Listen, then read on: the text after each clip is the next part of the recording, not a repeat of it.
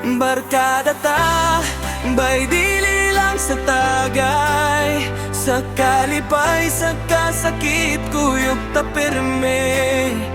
Way limtanay, way ilugay, way buhata. Tinuod nga amigo, bahan dini sa kinabuhi. Barkada ta, bay dili lang sa tagay. Ang tod maputi atong buhok, kuyog gihapon ta. Gikan pata sa gamay, bahog pantalon, dula sa karsada, tumbang preso siyatong. Mag-away magbate pero balik ra gihapon. Kayang tinuod nga barkada di mabungkag sa panahon. Karon tiguwang nana ay tagsatag sa kabuhat. Pero kung mag-reunion murag mga bata gihapon, katawa taman as if way problema sa gawas. Kay basta magtapok ta kumpleto na akong adlaw.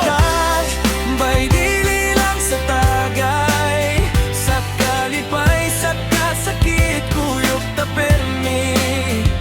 Way limtanay, way inugay, way buhata. Tinuod nga amigo, bahan dini sa kinabuhi.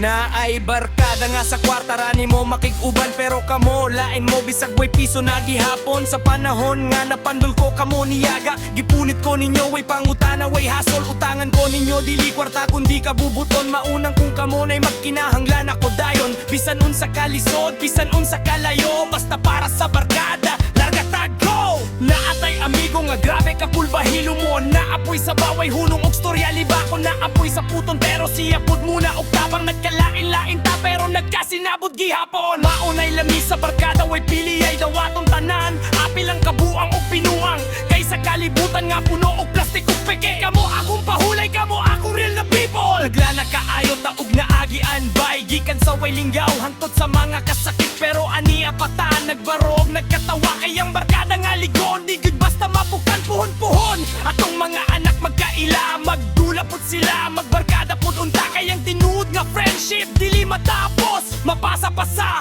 hangtod sa hangtod. Barkada ta, bay di